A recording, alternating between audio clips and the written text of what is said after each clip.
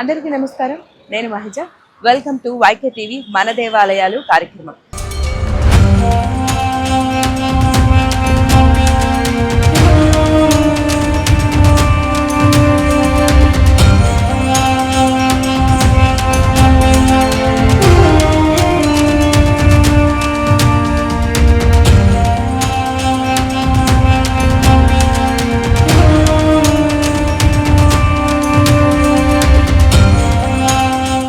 So మరి ఈ రోజు ఇంద్రకీలాద్రి పర్వత పాదాల చెంత ఉన్న ఒక ప్రత్యేకమైన పుణ్య దేవాలయానికి అయితే మనం వచ్చేసాము. తిరుపతి, శ్రీశైలం లాంటి ఎన్నో పుణ్యక్షేత్రాలు చూస్తాం, కానీ మన పక్కనే విజయవాడలో ఉన్నటువంటి చరిత్ర, భక్తి అన్ని కలగలిపినటువంటి ఒక పవిత్ర స్థలం పాత శివాలయం. అసలు ఈ పాత శివాలయానికి ఆ పేరేలా వచ్చింది, ఈ ఆలయం ప్రాశస్త్యం ఏంటి, చరిత్ర ఏంటో తెలుసుకుందాం రండి.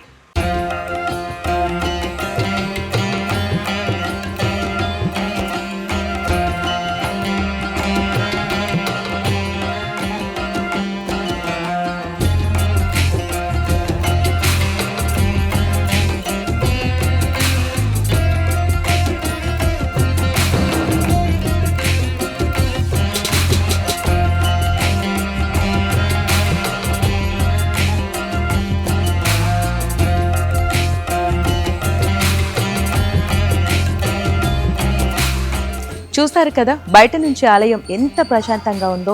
ఇంత రణగుణ ధ్వనుల మధ్య నగరం నడిబొడ్డున ఉన్నా కూడా ఒక ఆధ్యాత్మిక భావన ఆలయంలోకి రాగానే వస్తుంది. ఇంద్రకీలాద్రి పాదాల చెంత ఉండటం వల్ల దీనికి పాద శివాలయం అనేవారు. కాలక్రమంలో అది కాస్త పాత శివాలయంగా మారింది. మరి ఆలయం ప్రాశస్త్యం ఎలా ఉందో, లోపల ఇంకెంత ప్రశాంతంగా ఉంటుందో ఒకసారి మనం కూడా చూసేద్దాం రండి.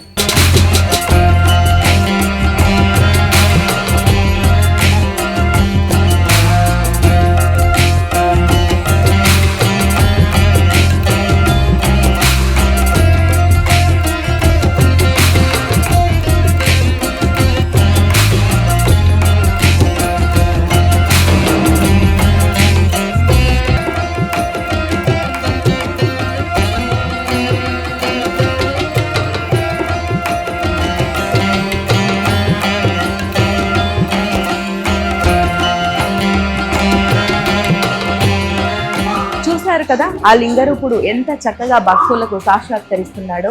శ్రీశైల పుణ్యక్షేత్రం తర్వాత ఆ శివపార్వతులు ఇద్దరు బ్రహ్మరాంబ మల్లికార్జున స్వాములుగా అదే పేర్లతో కొలువైన మహాపుణ్యక్షేత్రం ఇక్కడే. శ్రీశైలం తర్వాత కేవలం ఈ పాత శివాలయంలో మాత్రమే ఆ శివపార్వతులు బ్రహ్మరాంబ మల్లికార్జున స్వామి పేర్లతో కొలువై ఉన్నారు. మరి ఈ ఆలయ ప్రాశస్త్యాలలో ఇది కూడా ఎంతో ముఖ్యమైనది.